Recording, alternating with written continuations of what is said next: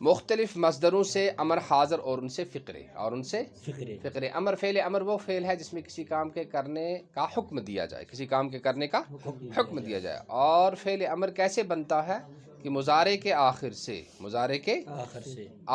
سے یا کو گرا کر اس کو ساکن کر دو، مضارع کے واحد حاضر سے یا کو گرا کر اس کو کیا کرو، ساکن کر دو، تو فعل امر کا واحد حاضر بن جائے گا.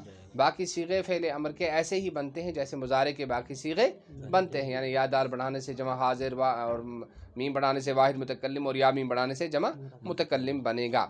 تو جیسے کن سے ہم لیتے ہیں جیسے کن ہے نا، کنی سے کیا کن، کنید، کنم، کنیم.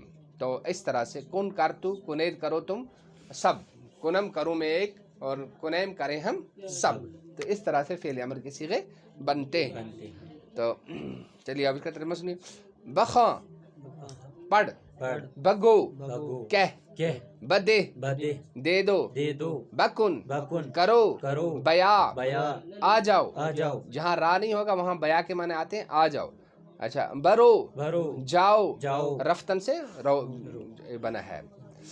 بشنو سنو، بنویس لکھو، بشو ہو جاؤ، بنشی بیٹھ جاؤ، بیار لاؤ، شو ہو جاؤ، شو دھو، شستن سے شو ہے یہ، شو دھو. بدار رکھ، بگیر پکڑ. کیا ہے ترجمہ اس کا؟ پکڑ. بداں جان لو، بخور کھاؤ، بخور منے کھاؤ. آموز سیکھو. کتاب بیار کتاب لاؤ. ہرچ خواندائی باز بخواں، جو کچھ تو نے پڑھا ہے اس کو پھر پڑھ. آب سرد بدے ٹھنڈا پانی دے دو. پیش من بیا میرے سامنے آ جا. بیا کے معنی کیا ہے؟ آ جاؤ. آمدن سے آنا اور بیا معنی آ جا.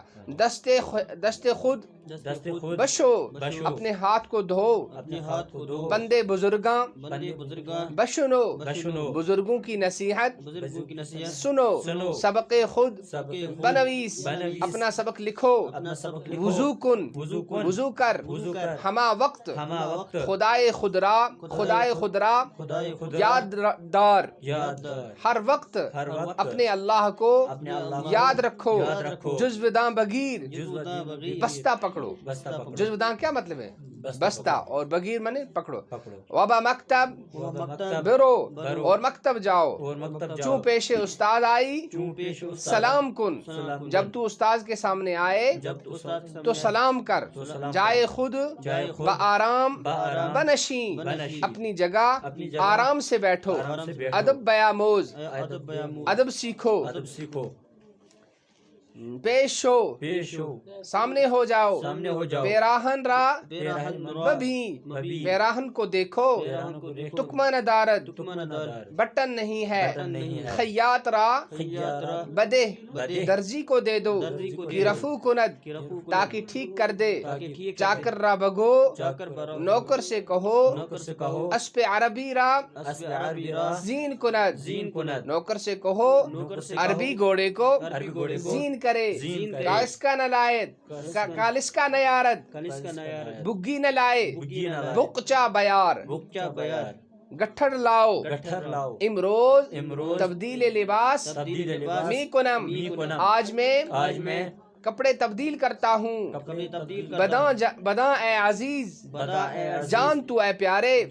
تا توانی از یاد خدا غافل نہ مانی. جہاں تک تجھ سے ہو سکے اللہ کی یاد سے غافل نہ رہ. کم خور کم کھاؤ تا خود نہ رنجی تاکہ تجھے اپنے آپ کو تکلیف نہ پہنچے. کم گو کم بولا کرو تا دیگراں نہ رنجن تاکہ دوسروں کو تکلیف نہ پہنچے. چلو یاد کرو.